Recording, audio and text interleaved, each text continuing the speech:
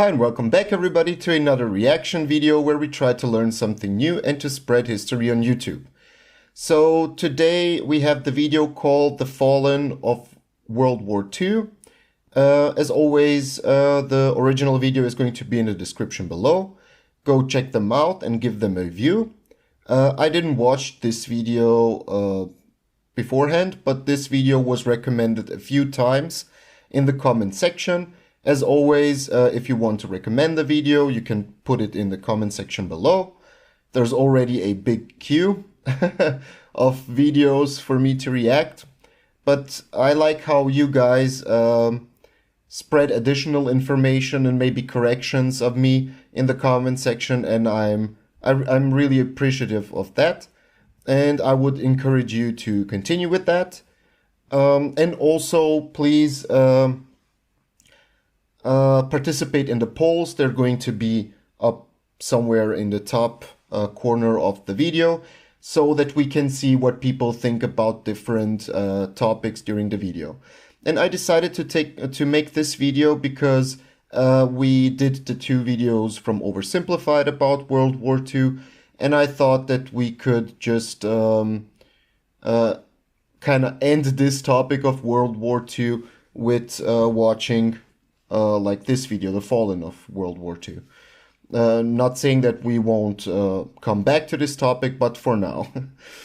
Okay, as always, if you want to support the channel, you can subscribe.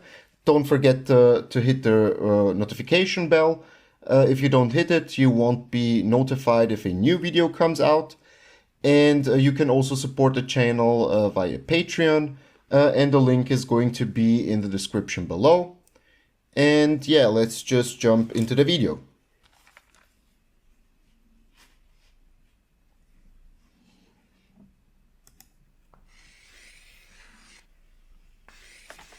The average lifespan of an American is 80 years.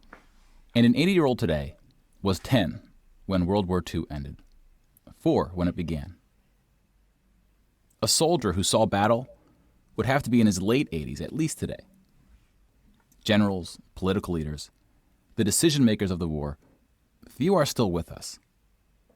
And over the past few decades, we've seen authors and filmmakers rush to capture stories from survivors before this connection of memory is lost.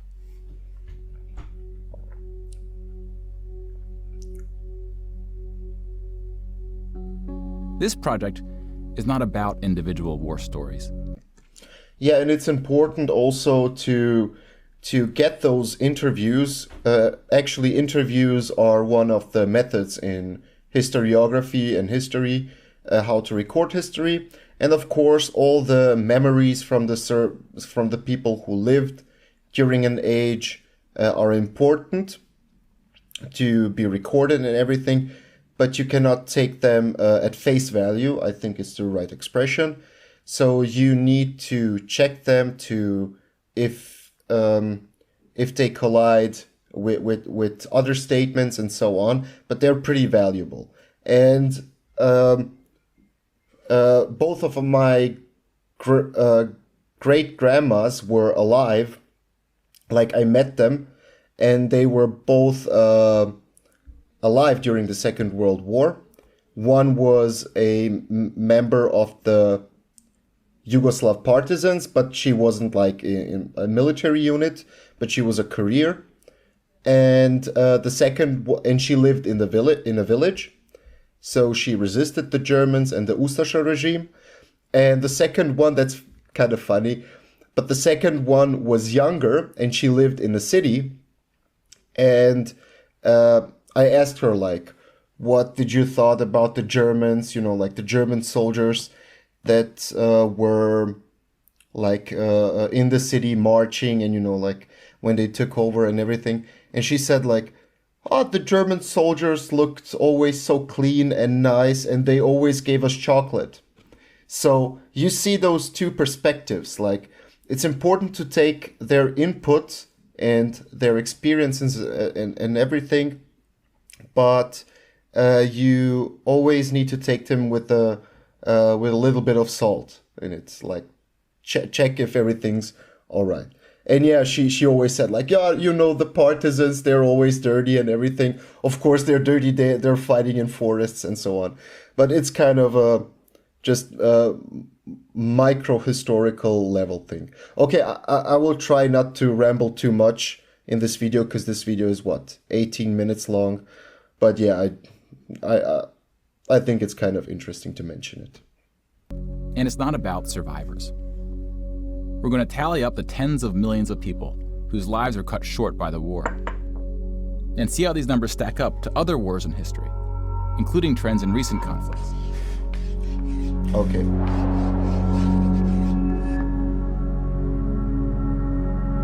We'll be counting soldiers and civilians separately.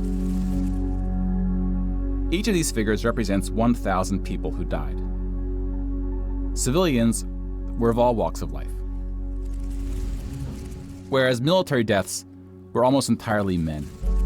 The average age was about 23. 23. In most battles, for every 1,000 soldiers killed, there are more than 1,000 who are injured.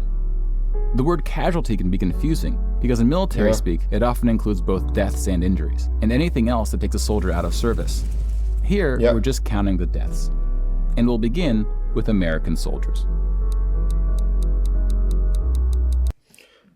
Before we go into that horror story, and it's probably this video is probably going to be very harsh, but imagine like this one represents 1,000 individuals, and every time we talk about numbers and figures in history, we all like it's an easier way to present the different numbers and data and everything. But you need to take into account that one of these is 1,000 individuals, and everybody had a name, a life, a family, and different things. But let's go a little bit back. We'll begin with American soldiers.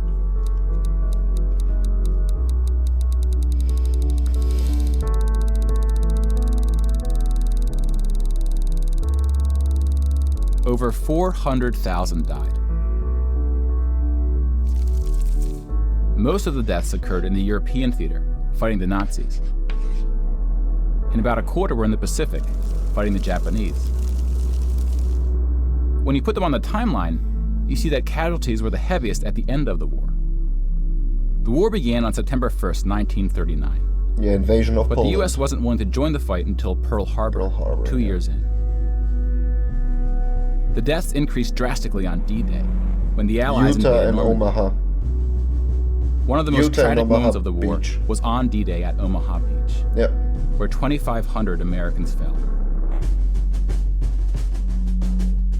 So about the same number of U.S. soldiers died on this single beach landing as the entire 13 years of the recent war in Afghanistan. The bloodiest battle in the Pacific was Okinawa, which lasted 82 days, during which 12,500 Americans died. About 5,000 of these deaths were at sea from kamikaze attacks. Now let's look at some other countries, starting with Europe. Okay, just a quick note. Yeah, most of the casualties of the U.S. was in the European theater because of the policy of the Allies to knock out Germany first. So they would concentrate most of their troops in Europe. And yeah, just wanted to note that. The numbers are...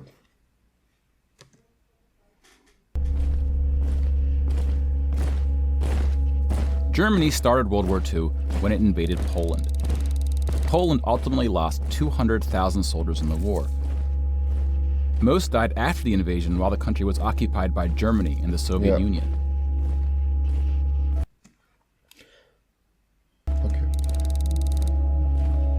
Germany, meanwhile, lost just 16,000 in the invasion of Poland. On the European territory. Most of, in the early stages of the war, or during the whole war, most of the casualties, civilians and military, if we count resistance members as military, but he counted them here in the especially Poland, the Kachin massacre. It's maybe not that much known in throughout the world, but I think that a lot of Europeans know about it. But I'm just going to mention it. It's approximately 22,000 Polish officers were executed in a forest called Kachin. I think it's in today's Russia, because the borders, if you look at today's borders and the borders that were during the Second World War and before the Second World War, or all the eastern states like Belarus, Ukraine, Poland, and so on, they were more eastwards. But the Kachin massacre, 22,000 officers were killed by the Soviet NKVD. So the Polish, the Soviet Secret Service, and of course the Polish resistance, the underground movement or the underground state, with different armies like Armia Krajowa, which was a more national army that wanted like Polish independence. Then you had Armia Ludowa. They wanted a Soviet Poland after the war, and Battalion Chłopkie. Polish is hard. Even though I'm a Slav, I'm a Southern Slav, but Polish is hard because it's a Western Slavic language. But Chłopkie, I think it's called, like it's the battalion of the peasants. But yeah, the Polish had it really, really rough during the Second World War. Germany, meanwhile, lost just 16,000 in the invasion of Poland. The Nazis went on to invade and conquer other countries, including Denmark, Belgium, the Netherlands, France, Greece, and Yugoslavia. France surrendered, but after losing 92,000 soldiers in the Battle of France. Over 200,000 ultimately fell, which includes deaths in POW camps, French colonies, and other fighting. Yugoslavia suffered almost...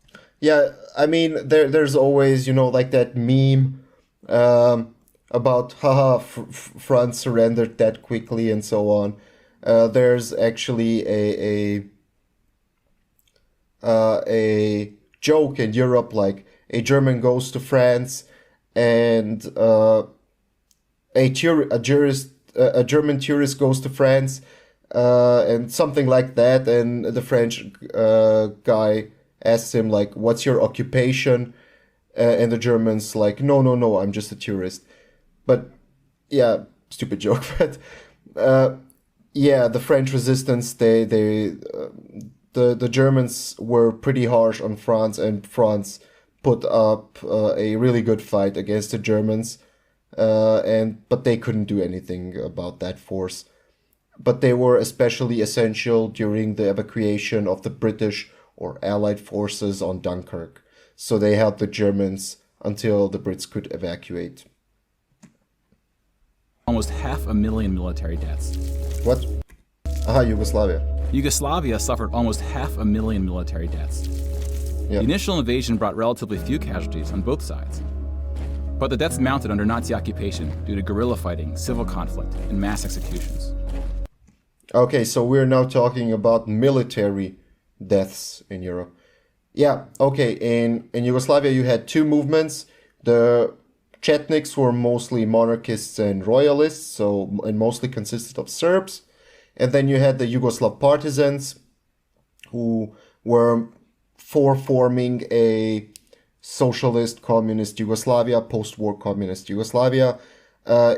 And it was a brutal fight between everybody, but at the end, the Yugoslav communists won or gained recognition, and then they formed the Yugoslavia after the Second World War. But yeah, the fighting was brutal, and there was actually also an order from the Germans when the partisan were like starting to be more efficient and organized and everything, they eventually ordered like for one killed German soldier, the Germans could execute 100 civilians, and for a wounded German, they could eliminate 50 civilians. Because they didn't know, like you go into a village and you don't know if the village supports the partisans or not, or if they're neutral or anything. But yeah, that order was horrific. Deaths mounted under Nazi occupation due to guerrilla fighting, civil conflict, and mass executions. The Nazi invasions were swift, with relatively few German losses. Yeah, Even very the Nazi efficient, commanders expressed actually. surprise at their success. And then we have the United Kingdom and the United States, who were not invaded but took the fight to the Nazis. Britain lost about the same number of soldiers as the US, which includes the British colonies. Germany lost about 500,000 soldiers fighting the US and Britain in what is known as the Western Front, which took place in France and Belgium.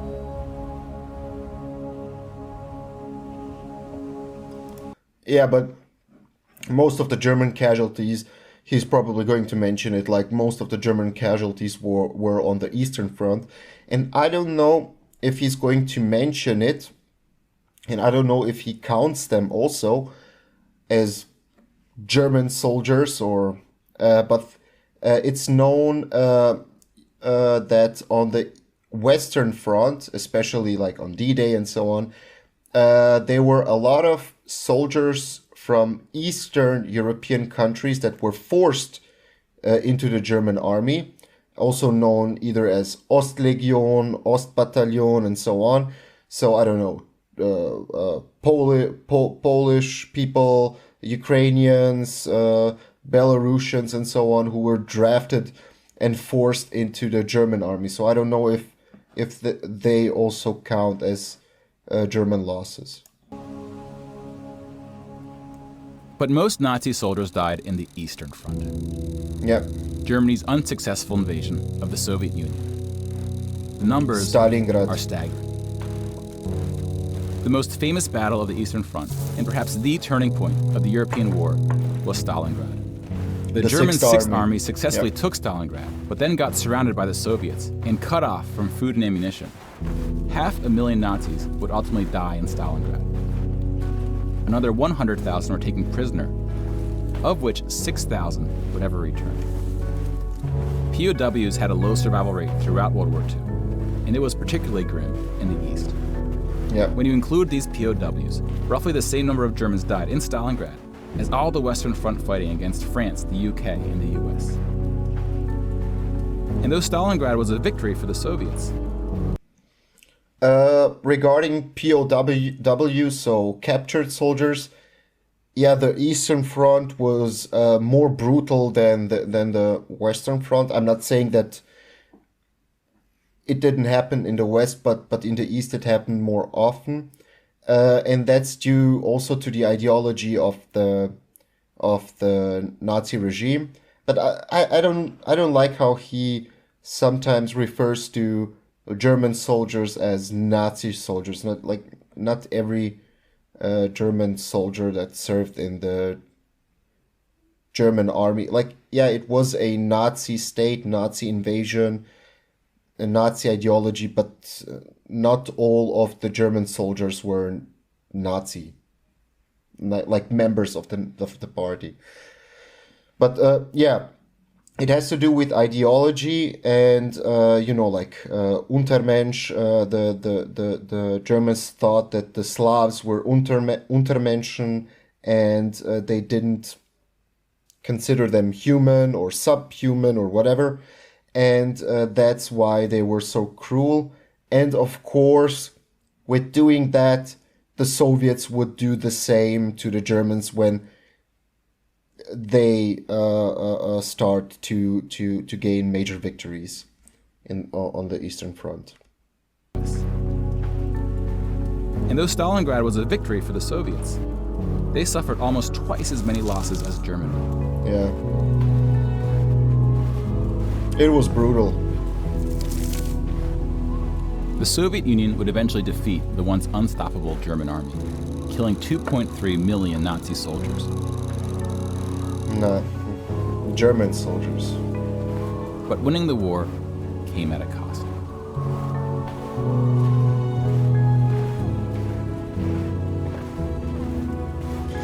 Oh, I'm getting like my hair on the arms are going like, boom. Yeah, they.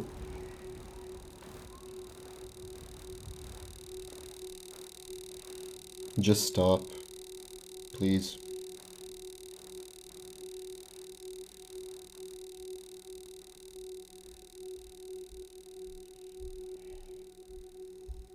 $8.7 million is the official tally by the Russian military, a hotly disputed number. Some studies have calculated as many as 14 million dead.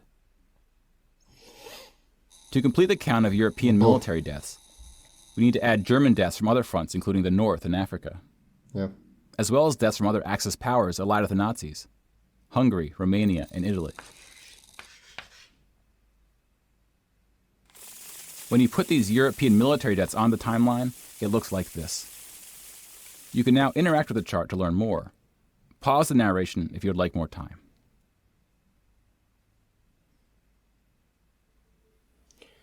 And now we switch to... Regarding the Eastern Front, because of the ideology of the party and because all of the circumstances, the Soviet Union had a really bad time, let's say it that way, like with the most casualties, and in Western Europe, I'm not saying everybody, I'm not saying every country, every individual, but a lot of people forget the sacrifice that Russians or Soviets had to make to win the war.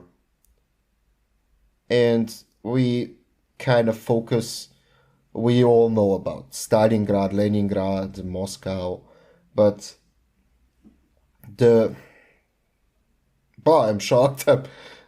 We need to remember also the Soviet losses. They're tremendous. Like I mean, bigger than any other country. Oh my God, civilians.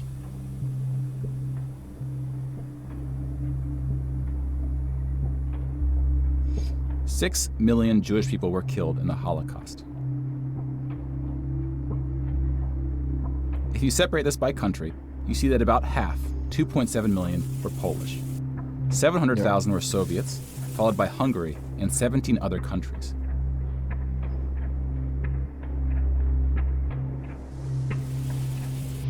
Broken down another way, about half of the 6 million were killed in the concentration camps.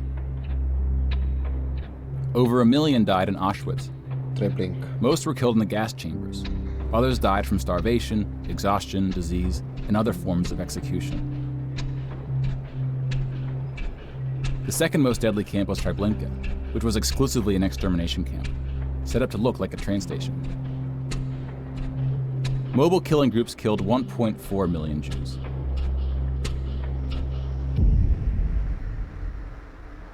Like with the gas chambers, men were killed first to reduce the risk of revolt. Yep.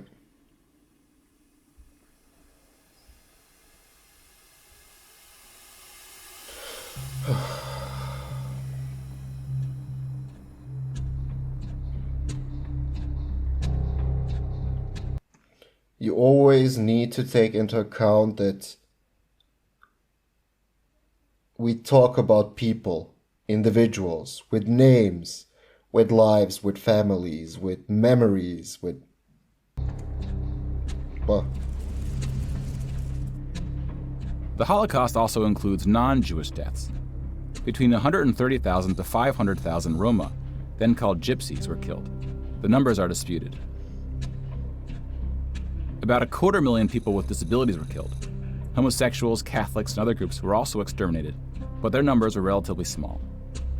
Some historians say that other civilian deaths should go under the label of Holocaust. About 2 million non-Jewish Poles were killed under German occupation, some of which were sent to the gas chambers at Auschwitz. When you combine civilian and military deaths, over 16% of the total Polish population died in World War II, which is the highest percentage of any country. Yeah. But not Poland. the highest in total death count. The Soviet Union again tops that list, losing at least as many civilians as it did soldiers, somewhere between 10 and 20 million. A particularly dark moment for the Soviet Union. Just a quick note on the camps. When we talk about numbers, yeah, it's always also important to take into account that those are the recorded numbers, estimated numbers, because you cannot, in such a big conflict, you cannot count every individual incident. And the best the best example for that is let me just, so it's 5957. As he said here with execution squads, you can approximately know how many you killed or were killed in a village somewhere around, but you know, like, it's always approximately. So they would probably record, I don't know, 10, we eliminated 10 people in that village, but it was actually 12 or something like that. And the best example for that is also the independent state of Croatia and the Ustaša regime during the Second World War. They had also an concentration camp called Jasenovac. There's a memorial today there, and they also tried to follow the Nazi regime. But in that camp, they didn't only focus on Jews and Roma people, but they also eliminated or exterminated Serbs who were living inside of the independent state of Croatia. I'm sorry that I sound a little bit depressed and I'm talking slowly, but this is a really depressive topic. But yeah, and then comes the question, yeah, Holocaust, but not only Jews were killed, but also minorities and homosexuals and handicapped people, because the Germans thought that, you know, they weren't pure enough and they should eliminate those genetical dysfunctionalities from the society. And yeah, just staggering numbers. Okay, we were at 9. Between 10 and 20 million. A particularly dark moment for the percentage-wise, Soviet Poland Union lost was the the siege most, of Leningrad. Now but St. in Petersburg. numbers, the Russians German lost. forces surrounded Leningrad before civilians could be evacuated. Supplies, including food, were cut off for 2.5 years. 1.5 million people died as a result, mostly from starvation, mostly civilians. Stalin's cruelty towards his own people is partly responsible for these numbers. He often didn't allow civilians to evacuate from cities, thinking it would cause the soldiers protecting them to fight harder. About 1 million Soviets died in Stalin's own labor camps, called the Gulag. Yep. Just about every country suffered civilian losses, especially countries who were... And the problem with gulags is not only Soviets were sent to the gulags, but also, I mean, yeah, they attacked and invaded Poland, so it kind of counts as Soviet. But you know, like Baltic states, people from the Baltic states, Latvia, Lithuania, and Estonia were also sent there. Ukrainians and Poles, so not only Russians. So you need to take into account that a lot of nationalities were sent to the gulags.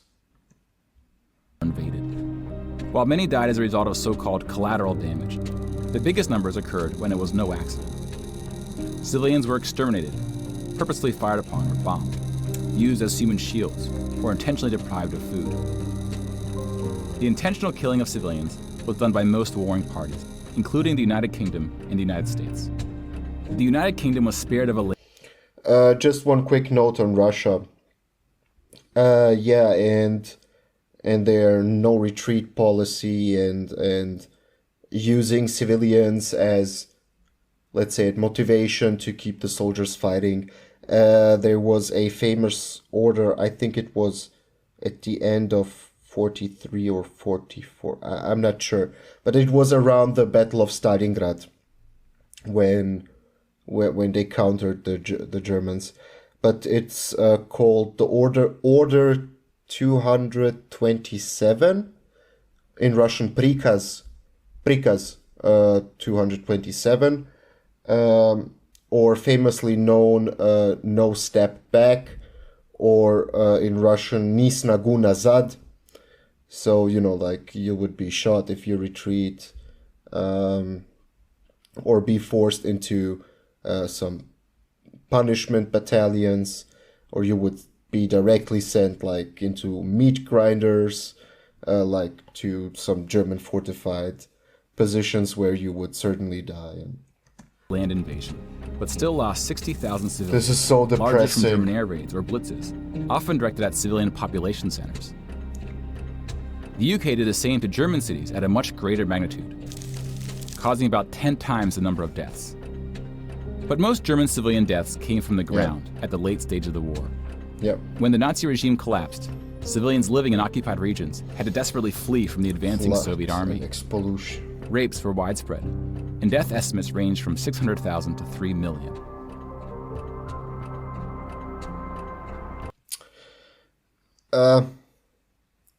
About this number, it isn't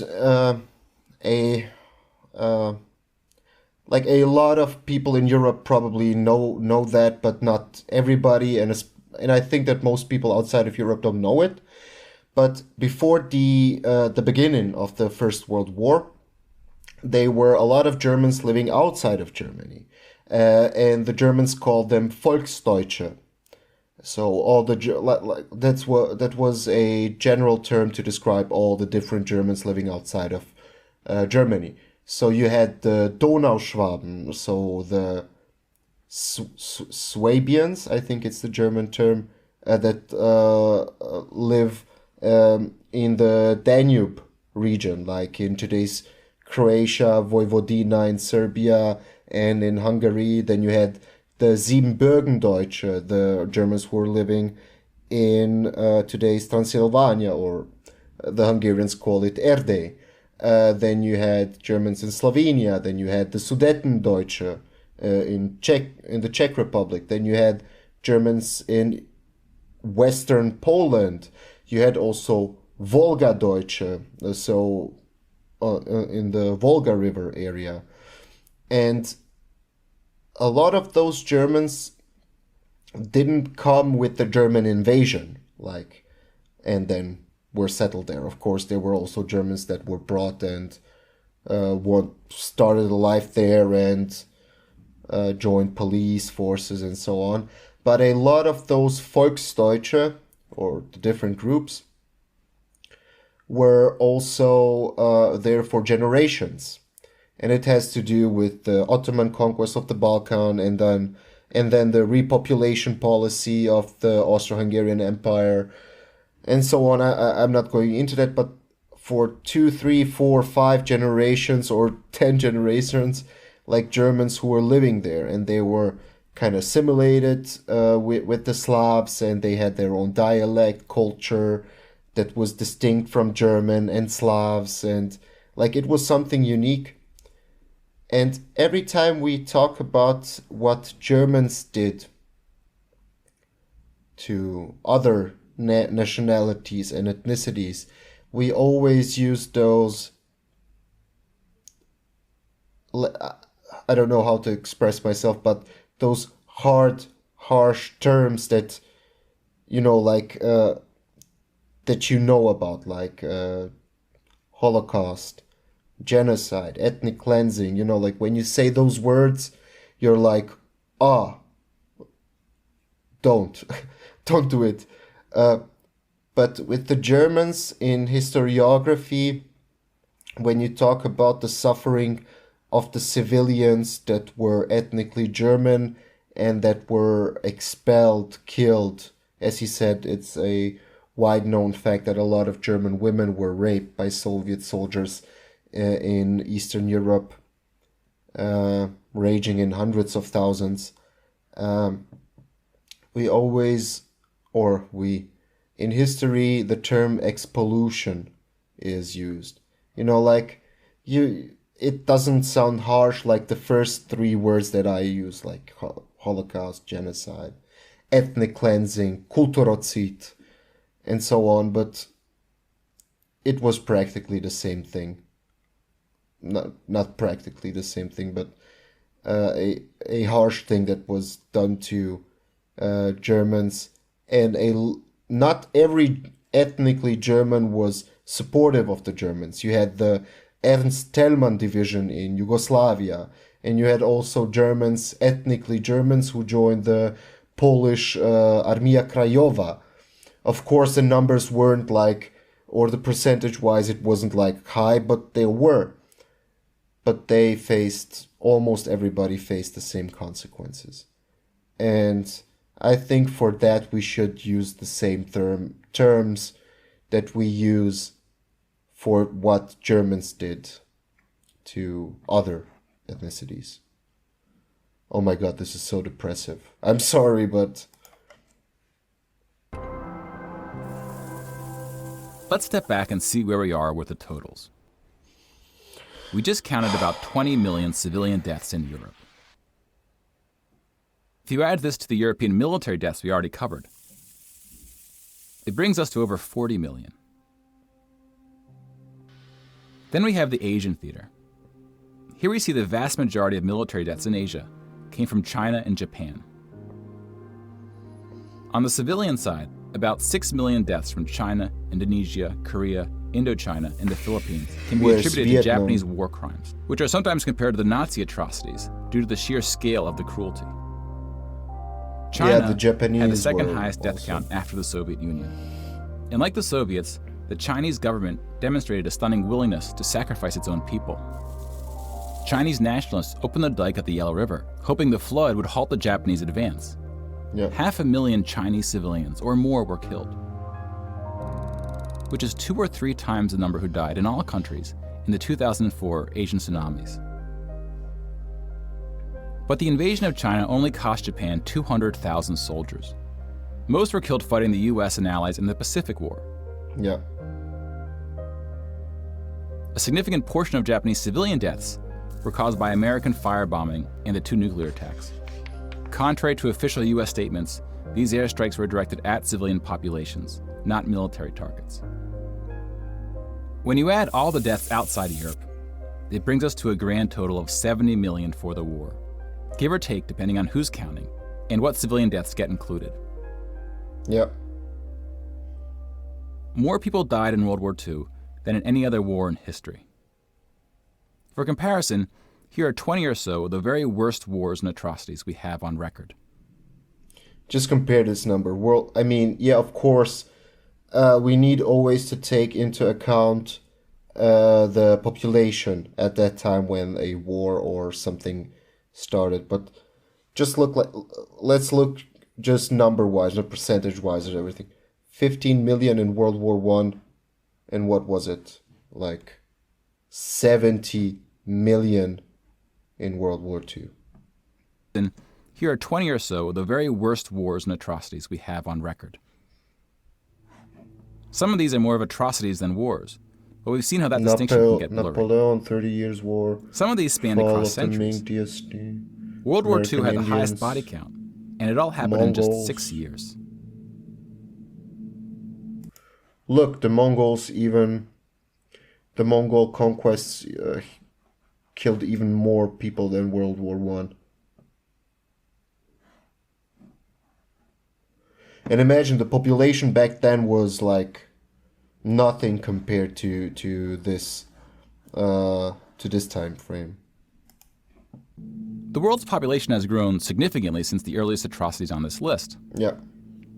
If we want to compare them in terms of what percentage of the world died, we can adjust the chart to look like this. This rough approximation tells us there may have been more devastating wars before World War II, proportionally speaking. Yeah.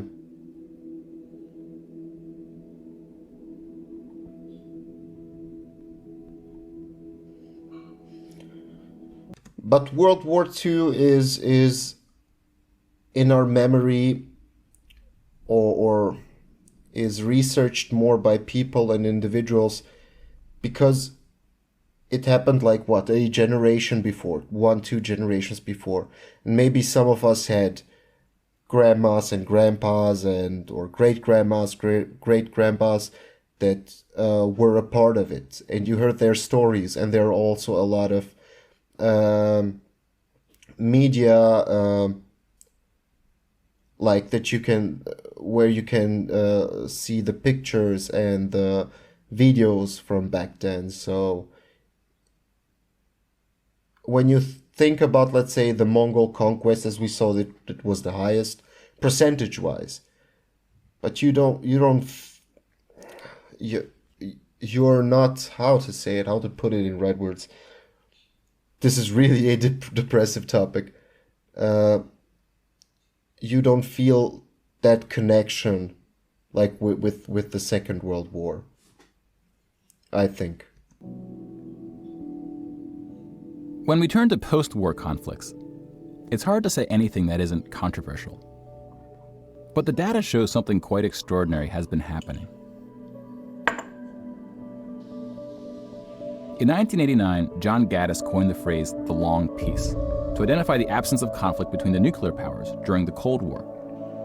Yeah. 25 years later, the Cold War is over, and the term is still being used, although its meaning may have shifted.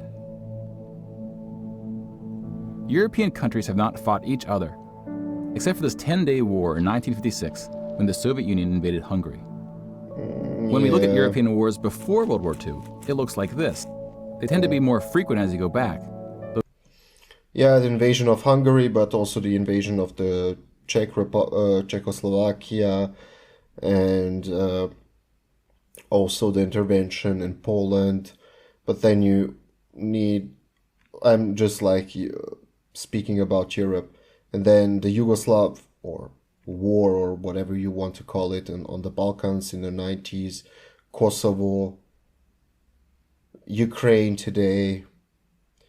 But yeah, I would say in most European history, if we look at like in a general sense, yeah, most times for most like landmass and most people was peaceful, but not all the time, as I said. Though smaller in scale. And the largest 44 economies of the world have not battled each other since World War II. Rich countries have fought poorer countries, like the US versus Iraq. Yeah. But rich countries have not fought other rich countries. Such a period of peace between the so-called great powers hasn't been seen since the Roman Empire. To many, peace is too strong of a word. Wars have occurred since World War II, and they can be grouped into these 4 categories. We don't see colonial wars anymore. We've already noted that interstate wars between rich countries have not occurred at all. And here we see wars involving smaller economies have tapered off. That leaves civil wars of 2 types, with and without foreign intervention. And this is what these battle deaths look like alongside of World War II. More people died fighting in World War II than in all the wars since. And again, we can't forget about world population, which has almost tripled since World War II. If we scale these numbers to show deaths in proportion to world population, showing the likelihood that a person on Earth dies in battle, the downward trend becomes even more pronounced. Now, this isn't to infer anything about why this trend is occurring. That's a discussion for another day. You can now interact with this chart to explore what conflicts are behind the totals. Now, bear in mind, we're just looking at battle deaths here, not civilian deaths, but those too are in decline. Peace the camera battery is a is low. thing to measure. It's a bit like counting the people who didn't die in wars that never happened. We give such importance to the word peace, but we don't tend to notice it when it occurs or report on it. Sometimes it takes reminding ourselves of how terrible war once was to see the peace that has been growing around us. Of course, this trend may not continue, and it's not clear how looking at these charts can help us make the right decisions to ensure that it does. But the longer the long peace grows, the more significant it becomes. So if watching the news doesn't make us feel hopeful about where things are heading, watching the numbers might. I think it's done now. Okay, I'm just going to make it quick because the battery is almost going to end. Yeah, it's really a depressing video. But yeah, I think it shows really illustrates how devastating the Second World War was. Yeah, I would like to have your thoughts on it in the comment section below and also in the polls, as I said. If you like this video, if you want to be a part of this community, hit the subscribe button and don't forget the ring bell. And I'm sorry that I was kind of depressed during the video, but it is kind of depressive to think about the casualties, the real casualties that occurred. But yeah, see ya.